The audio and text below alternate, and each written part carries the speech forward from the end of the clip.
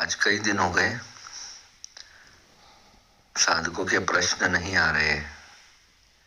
कितनी सुंदर बात है। यानी सभी को समझ आ चुका है कि उत्तर तो भीतर ही है।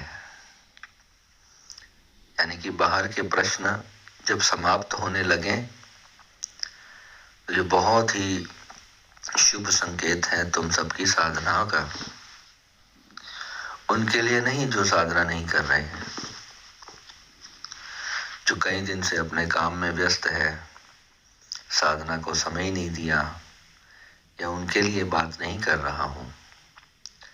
ये बात उन साधकों के लिए है जो अपनी साधना में ही पूरी तरह से लीन है और गहरे से अपने भीतर से ही सारे प्रश्नों को सॉल्व करने में लग गए।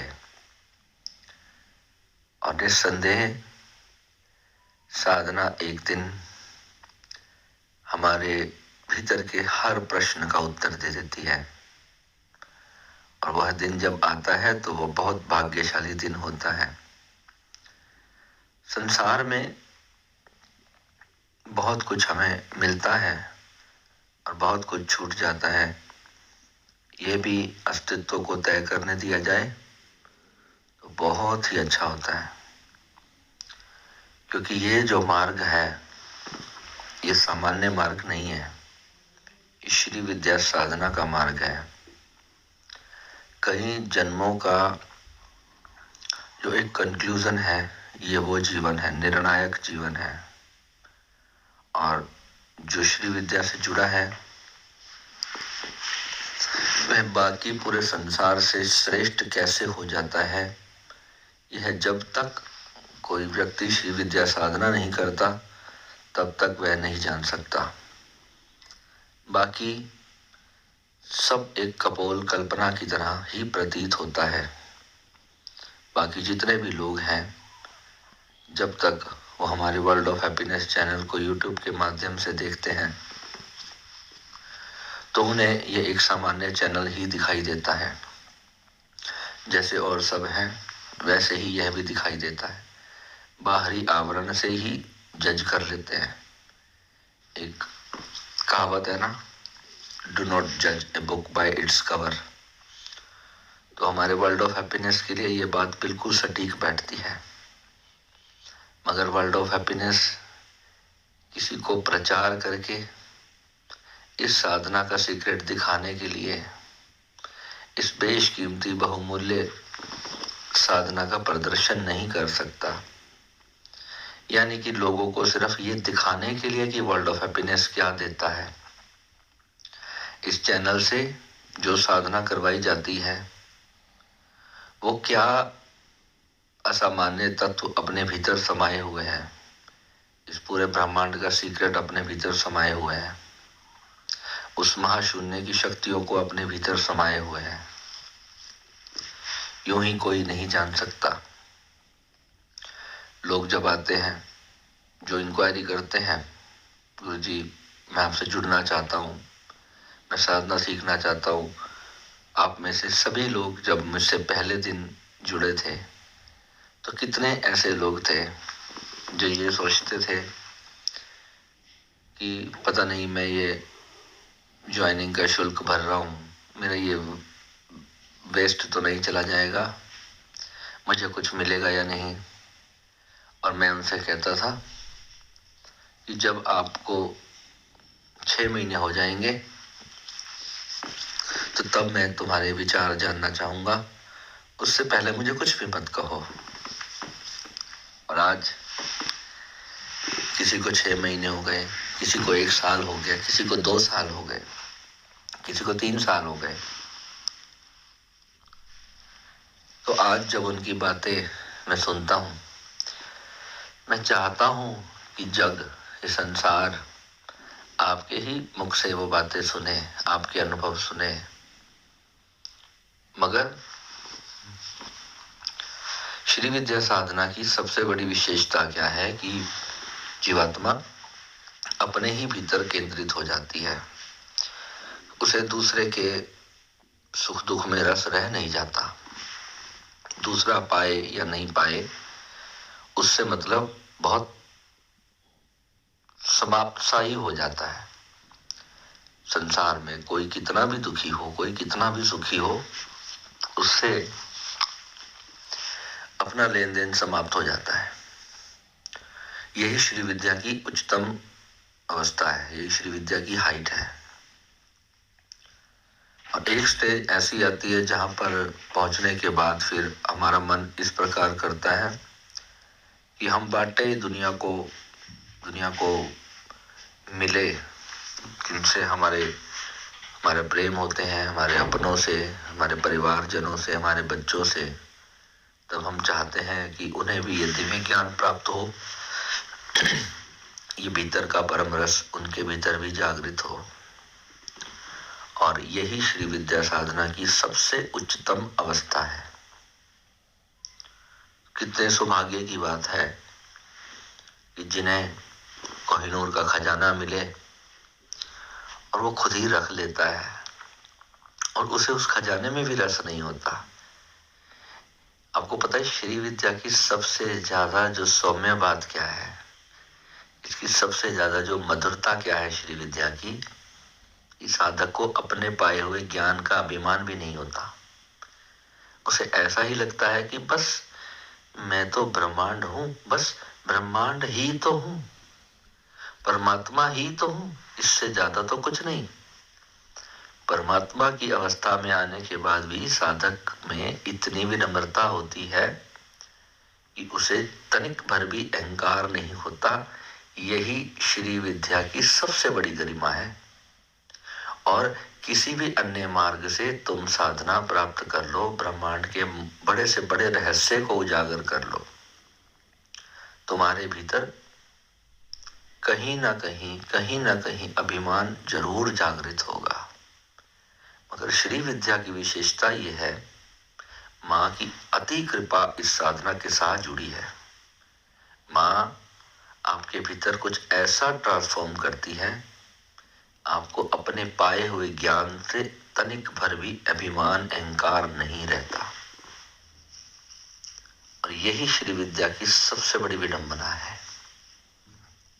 बहुत ही खूबसूरती मैं कहता हूं हमारी इस साधना की है। और देखते ही देखते साधकों का जीवन बदलना शुरू हो जाता है। कमाल की बात यह है, जीवन अपने नए पड़ावों पर जाता है। जो डायमेंशंस उसको क्रॉस करनी है, जो सुख दुख के जो पहाड़ रास्ते में आते हैं, साधक उसको तोड़ता हुआ, उन्हें काटता हुआ आगे बढ़ता चला जा रहा होता है। कभी हताश होता है, कभी खुश होता है, मगर वो बढ़ता ही चला जा रहा होता है, उसे पता ही नहीं चल रहा होता। और धीरे धीरे वो देखता है कि मैं इतना ऊंचा आ गया कि मैं नीचे देख ही नहीं पाया। और जब वो लौट करके अपने उस दिन को देखता है जिस दिन से उसने यात्रा प्रारंभ की थी, तब उसकी समझ में आता है कि मैं कहाँ खड़ा था और आज मैं कहाँ पहुंच गया। यही श्री विद्या साधना की सबसे बड़ी प्यारी बहुमूल्य बात है।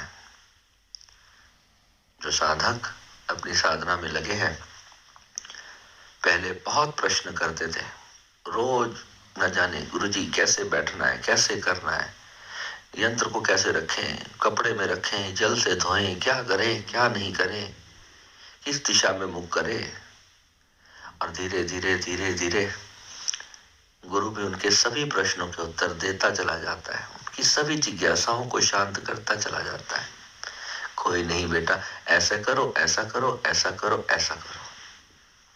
और धीरे धीरे साधक की एक ऐसी अवस्था आती है कि साधक ही गुरु को समझाने लगता है, गुरु जी आज तो ये हुआ, आज तो ऐसा अनुभव हुआ, आज तो बस मैं अपने आप में ही नहीं था, आज तो परमात्मा ही था। तो ये दिन गुरु सुनता है तो बहुत खुशी में पागल हो जाता है गुरु। तो जब किसी साधक के जीवन में ऐसे ऐसे अनुभव होने शुरू होते हैं, तो गुरु समझ जाता है कि अब मेरा बच्चा अपने आप गाड़ी चलाने के लायक हो गया, जिम्मेदारी का भार कम हो जाता है, गुरु आराम फील करता है। गुरु को रिलैक्सेशन होती है। गुरु अपना आराम से बिस्तर में लेट जाता है निश्चिंत होकर के कि अब मेरा साधक अपने पैरों पर खड़ा हो गया, अब खुद कमाने लगा, अब मुझे उसकी चिंता नहीं। ये गुरु के लिए बहुत बड़ा दिन होता है और गुरु उन साधकों पर ध्यान दे सकता है जिन्हें उनकी अभी जरूरत है। तो ये बहुत अच्छी बात होती है। तो इसी प्रकार हम सब आगे बढ़ते जाएंगे और मुझे बहुत जल्दी तुम में से ही ऐसे साधक चाहिए जो भारत में हमारे वर्ल्ड ऑफ हैप्पीनेस का जो संकल्प हमने लिया है, यानी कि दुनिया को पूर्ण शांति का मार्ग सिखाना है, एक ऐसा धर्म सिखाना है जिसमें कोई धर्म नहीं हो। इसका जो ब्लूप्रिंट मैंने तैयार किया है, ईश्वर की कृपा से ये बिल्कुल सही चल रहा है और मुझे लगता है ब्रह्मांड की शक्तियां, माँ की कृपा, सिद्ध गुरुओं का आशीर्वाद हमारे चैनल के साथ बना हुआ है और मुझे निरंतर मेरे सिद्ध गुरुओं के संकेत मुझे मिलते रहते हैं। जो भी घटनाएं मेरे जीवन में हो रही हैं, जो भी सिद्ध गुरु मुझे दिखाना चाहते हैं, मुझे देना चाहते हैं, मुझे उनके संकेत स्पष्ट रूप से मिल रहे हैं। मुझसे कुछ बहुत बड़ा कार्य लिया जा रहा है और मैं चाहता भी हूं और नहीं भी चाहता, मगर मेरे चाहने से नहीं हो सकता।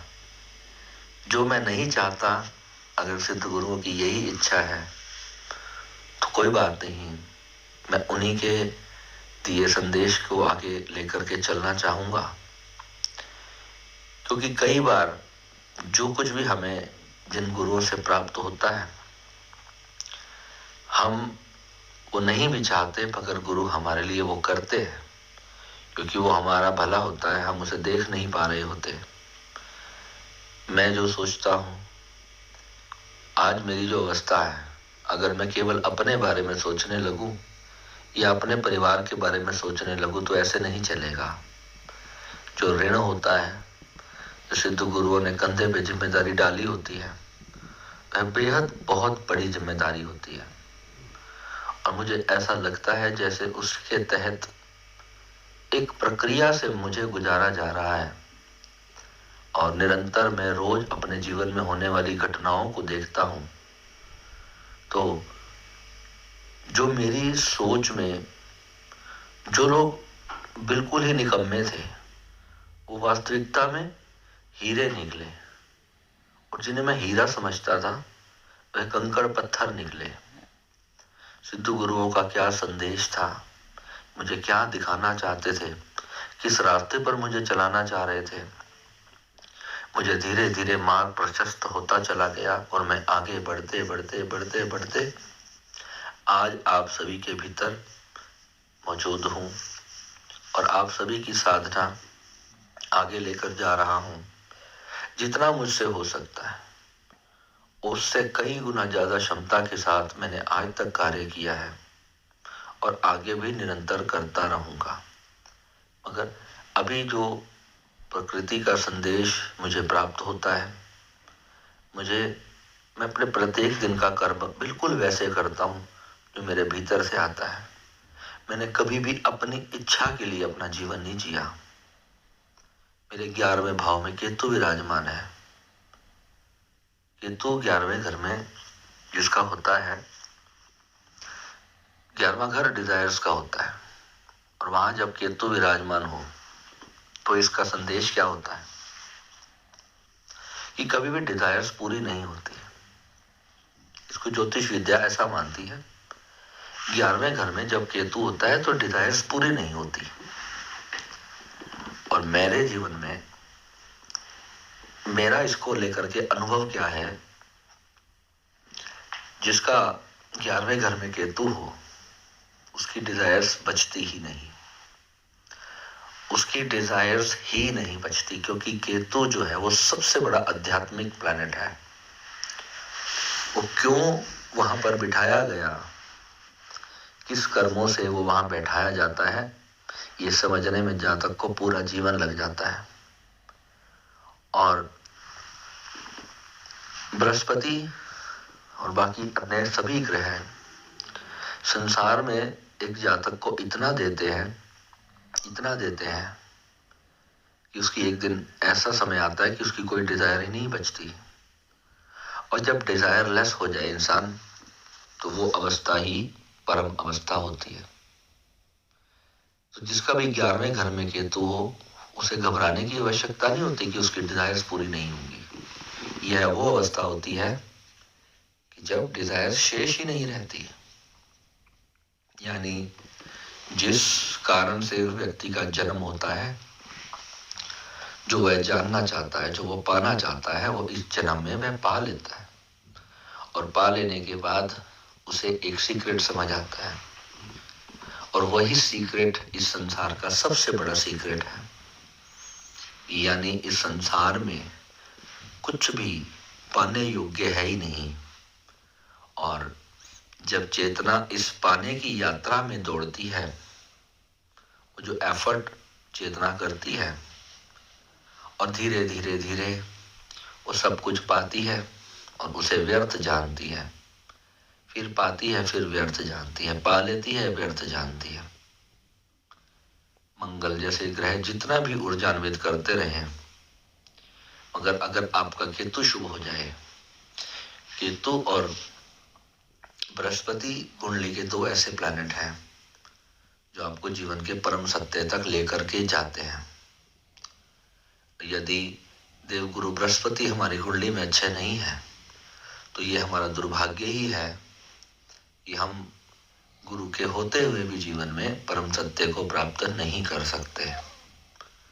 जो साधक अपने गुरु से मिथ्या भाषा बोलते हैं, झूठ बोलते हैं, अपने जीवन के सत्य को छुपाते हैं, वह जाने अनजाने में, जैसे हम बृहस्पति का उपाय करके अपने जीवन को अच्छा करते हैं, जब हम गुरु को झूठ बोलते हैं तो अपने बृहस्पति का एक नेगेटिव उपाय करते हैं। इसे ही कहते हैं बृहस्पति को नेगेटिव करते चले जाना।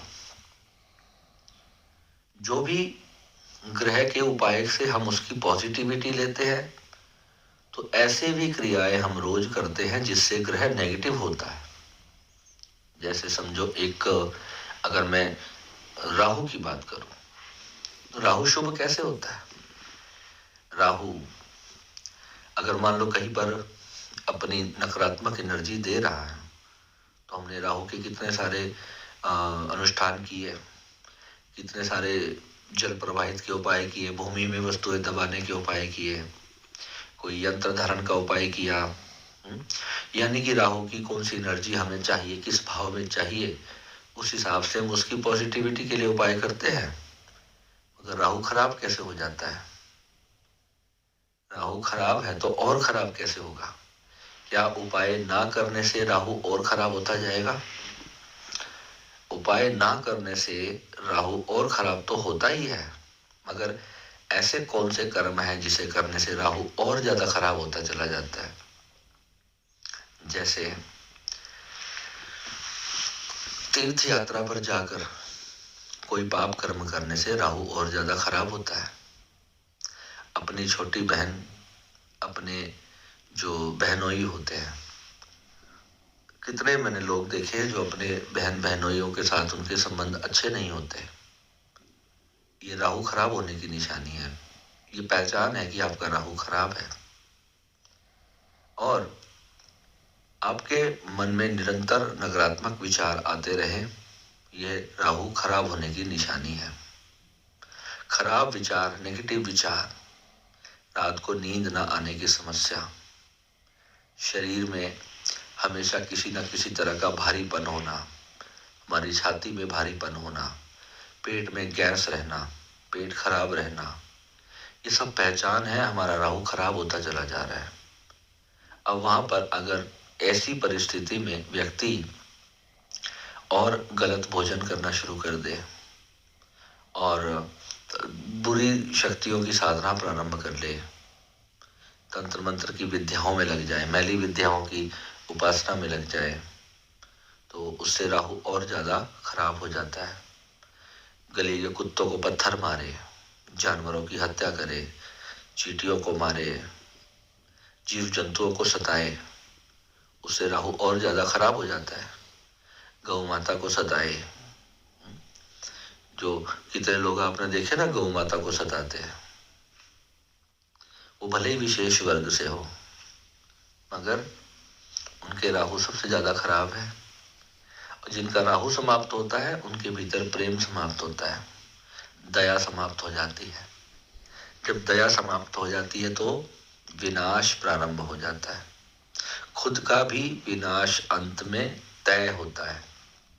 यानी कि ऐसा कोई व्यक्ति नहीं जिसने सृष्टि में विनाश किया हो और अंत में उसका स्वयं का विनाश ना हुआ हो, क्योंकि ब्लैक होल को एक्टिवेट करते हो आप। Black hole is just like washing machine. जब तुम उसका बटन दबा देते हो तो उस छेद में पूरी प्रकृति चली जाती है। जिसको भी तुम एक्टिवेट करोगे अपने आसपास, ब्लैक होल को, Rahu is a black hole, Rahu को अगर तुमने एक्टिवेट कर दिया तो सब कुछ ले डूबेगा राहु। तो ऐसे ही प्रत्येक ग्रह को जब हम पॉजिटिव करते हैं तो नेगेटिव भी करते हैं। बृहस्पति नेगेटिव कब होता है? बृहस्पति नेगेटिव तब होता है जब हम अपने गुरु का अपमान करते हैं, जब हम गुरु की बातों को अमल नहीं करते हैं। सिर्फ गुरु की बातों को अमल ना करने मात्र से ही बृहस्पति नकारात्मक होना शुरू हो जाता है। बृहस्पति का रंग पीला है, आप बहुत ज्यादा काले और नीले वस्त्र धारण करने लग जाओ, बृहस्पति नकारात्मक होना शुरू हो जाएगा। आप गुरु से मिथ्या भाषा बोलो, गुरु से झूठ बोलो, गुरु जो मार्ग देता है, गुरु के मार्ग में अन्य चीजों को जोड़ना शुरू कर दो। गुरु से बिना आज्ञा लिए कोई भी कर्म करना शुरू कर दो, कोई भी दूसरी साधना प्रारंभ कर दो जो हमारे मार्ग की नहीं है। ये इससे गुरुद्रोह लगता है, और जब गुरुद्रोह लगता है तो बृहस्पति नकारात्मक होने लगता है। इसलिए बार बार कहता हूं कि 1000 बार सोच करके गुरु धारण करना चाहिए। कल एक व्यक्ति ने मुझे कहा, गुरुजी मैंने उसको निःशुल्क ही ज्वाइन किया था। उसने मुझे कहा था कि मैं फीस देने में असमर्थ हूँ, कृपया मुझे ज्वाइन करें। आज से करीबन 2-2.5 महीने पहले मैंने उनको ज्वाइन करवाया, 2-3 महीने हुए होंगे, मुझे पूरा याद नहीं। तो मैंने उनको सिर्फ श्री विद्या की साधना दी थी कि आप श्री विद्या साधना करो, और श्री विद्या साधना उन्होंने करनी प्रारंभ की या नहीं मुझे नहीं पता, कितनी देर वो जाप करते रहे। कभी उन्होंने मुझे कॉल करके पूछना भी आवश्यक नहीं समझा कि गुरुजी कुछ आगे अनुभव नहीं हुआ या कुछ भी। तो कल उन्होंने कहा, आप मुझे इस साधना को क्विट करने का आज्ञा प्रदान करें। तो मैंने कहा, साधना क्विट करने के लिए कोई आज्ञा नहीं चाहिए होती। जब मैंने तुम्हें शिष्य के रूप में एक्सेप्ट ही नहीं किया, क्योंकि तुमने मुझे गुरु के रूप में एक्सेप्ट नहीं किया, तो मैं तुम्हें शिष्य के रूप में एक्सेप्ट कैसे करता? ये रिश्ता तो उस दिन बनता है। पति पत्नी का रिश्ते से भी कई करोड़ गुना गहरा ये रिश्ता होता है गुरु और शिष्य का। जैसे एक विवाह होता है तो अग्नि के 7 फेरे लिए जाते हैं, वहां पे मंत्रोच्चार होता है, ये सब फॉर्मेलिटीज ही होती है। अगर मन से अगर पत्नी अपने पति का वर्ण ना करे, या पति मन से अपनी पत्नी का वर्ण ना कर रहा हो, केवल मजबूरी में ही विवाह कर लिया, घर वालों ने रिश्ता तय कर दिया और ठीक है भाई, इंडिया में तो ऐसे ही होता है, लड़कियों की शादी जबरदस्ती कर देते हैं, माता पिता ही वर चुन लेते हैं। पहले जमाने में हुआ करते थे स्वयंवर, आजकल कहाँ होते हैं। आजकल जो पढ़े लिखे लोग हैं वो इस आधार पर अपने पत्नी का वर्ण करते हैं कि कौन कितना क्वालिफाइड है, कौन कितना कमाता है, घर कैसे चला सकता है या नहीं चला सकता, इस आधार पर रिश्ते जोड़ते हैं। तो ये रिश्ते क्यों टूट जाते हैं? मैंने ऐसे बहुत सारे रिश्ते देखे जहां पर स्त्रियों ने अरबोपति पुरुषों को चुना, अरबोपति, मगर कुछ ही दिन के बाद उनका रिश्ता टूट गया, तलाक हो गया। क्यों? अगर पैसे से ही खुशी आ जाती तो वो तलाक होने की जरूरत नहीं आती। गरीब से गरीब स्त्री ने अमीर से अमीर पुरुष को चुना, मगर फिर भी जो है वो रिश्ता नहीं चला। क्यों नहीं चला? क्योंकि उस रिश्ते की जो नींव है वो प्रेम नहीं है। तो जब गुरु शिष्य भी इसी तरह बनते हैं, जिस रिश्ते की नींव प्रेम नहीं होगी वो नहीं निभेगा। तो इसलिए गुरु धारण करने से पहले देख लो कि तुम्हारे भीतर प्रेम है उस गुरु के प्रति, श्रद्धा है, विश्वास है। अगर ये चीजें आ जाए तो उसके बाद फिर पक्का उस मार्ग पे चल लो। रोज मैं देखता हूँ सोशल मीडिया पे, फेसबुक वगैरह पे, व्हाट्सएप पे, हर जगह पे मैं देखता हूँ, और जो प्रेमानंद बाबा जी हैं, प्रेमानंद बाबा जी की एक फोटो लगा दी जाती है और नीचे लिखते हैं आज का सुंदर दृश्य। कौन लिखते हैं? उनके शिष्य लिखते हैं। उनके शिष्य उनसे बहुत प्रेम करते हैं। ज्ञान प्राप्त हो रहा हो चाहे ना हो रहा हो, अगर सिर्फ गुरु से प्रेम मात्र है, गुरु से मात्र प्रेम सच्चा है, तो भी ज्ञान हो जाएगा।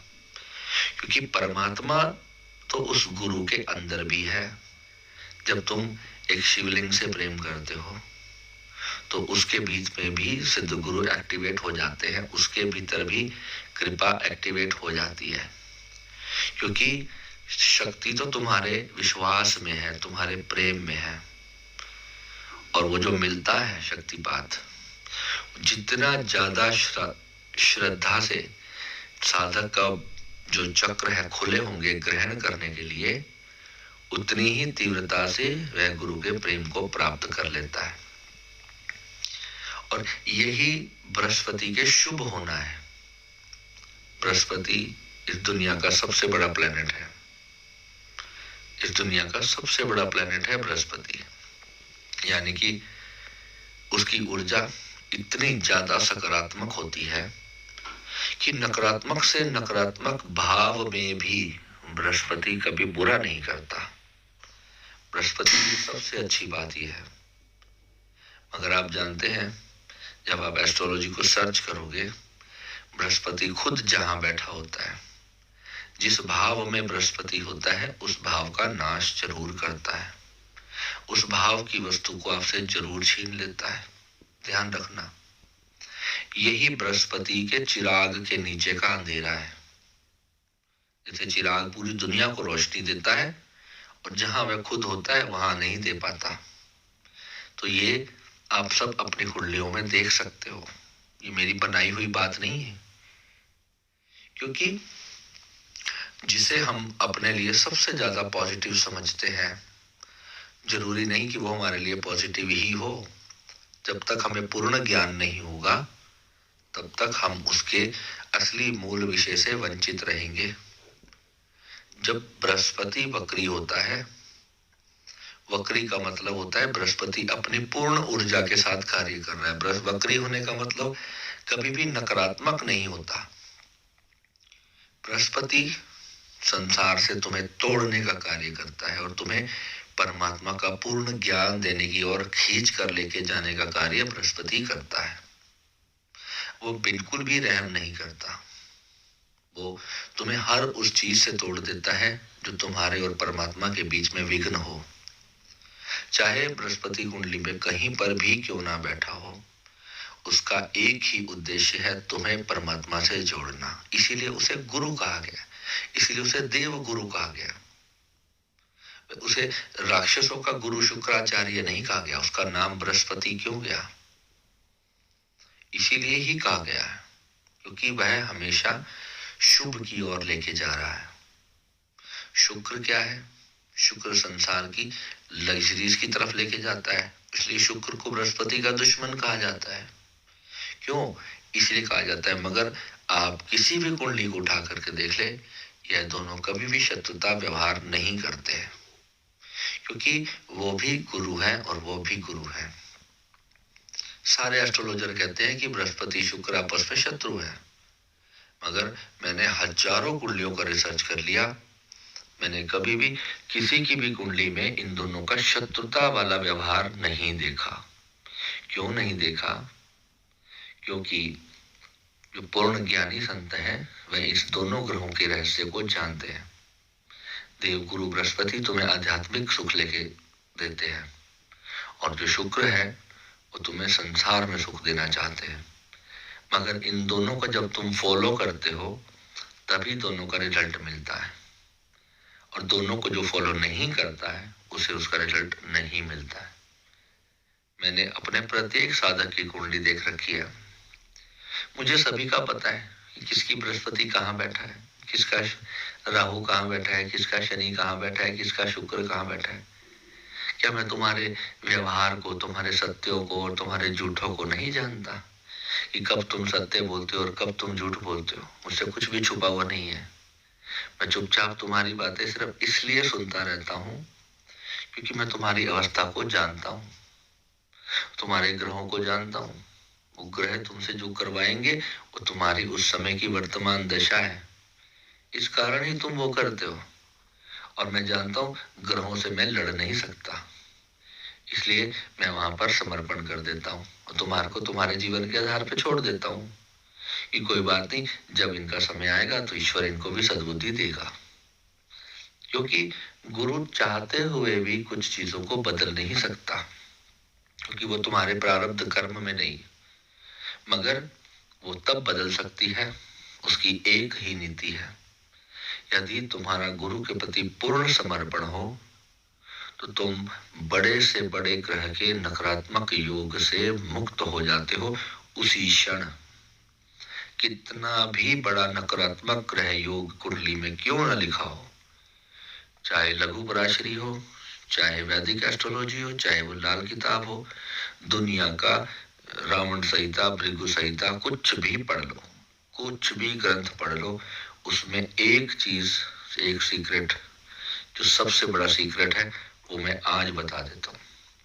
वो सीक्रेट ये है, अगर तुमने अपने गुरु को फॉलो कर लिया, अपने गुरु को ढंग से पूर्ण समर्पण से फॉलो कर लिया, यानी कि गुरु ने कह दिया दिन तो दिन, रात्रि तो रात्रि, तो बस उसी क्षण बृहस्पति अच्छा होना शुरू हो जाएगा। और बृहस्पति के कुंडली में कौन कौन से स्थान है? बृहस्पति के कौन कौन से स्थान है? 5वां स्थान बृहस्पति का है, 9वां भाव भाग्य भाव ये बृहस्पति का है, 11वां घर भी बृहस्पति का है। ये बृहस्पति के पक्के घर माने जाते हैं, जहां पर बृहस्पति सबसे ज्यादा पावरफुल रिजल्ट देता है। और कुंडली में जहां बृहस्पति हो उस भाव को शुभ करता है।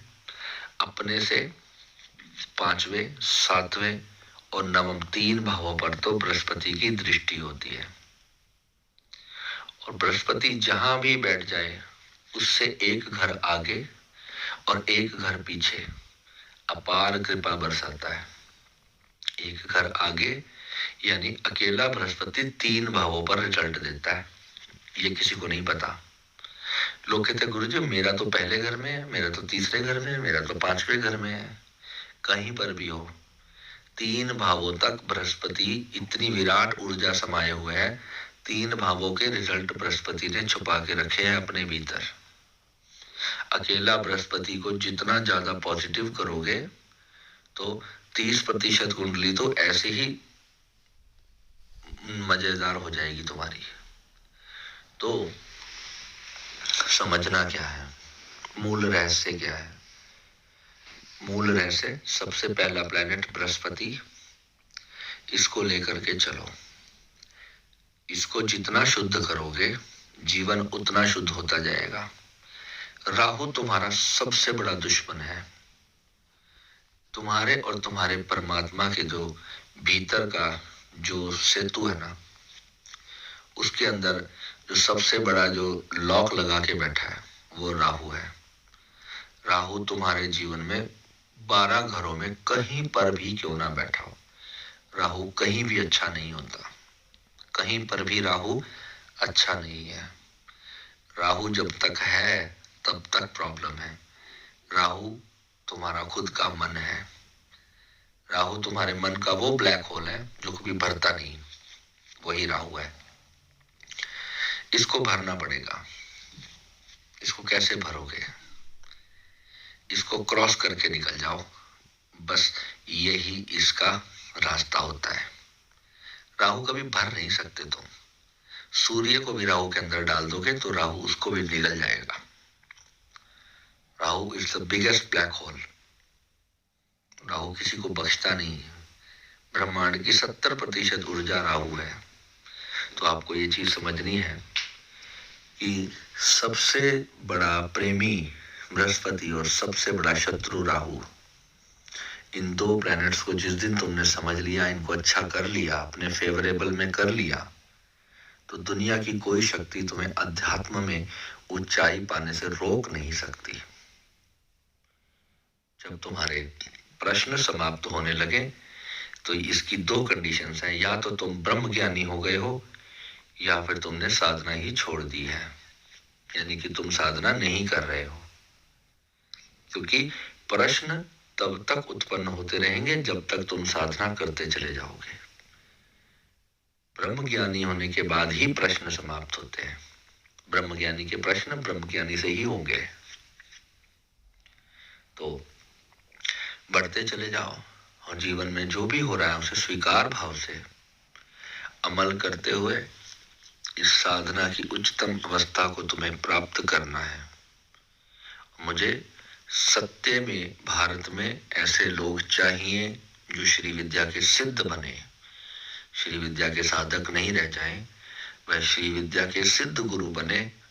और आप में से ही मुझे हजारों लोग चाहिए जो इस संसार में श्री विद्या को आगे लेकर के जाएं, निष्कपट भाव से, निष्पाप भाव से, सिर्फ और सिर्फ सेवा भाव से वो आगे बढ़ते जाए, अपने परिवार के जीवन को भी अच्छा करे और दुनिया के जीवन को भी अच्छा करे। ये संकल्प लेकर के अगर मैं 5 गुरु भी बना दिए मैंने तुम में से, तो मैं अपने जीवन को सौभाग्यशाली समझूंगा। मैं दुनिया के किसी भी हिस्से में रहूं, मेरा प्रेम तुमसे 24 घंटे कनेक्टेड रहेगा। तुमसे एक क्षण के लिए भी दूर नहीं हूं। नमः शिवाय।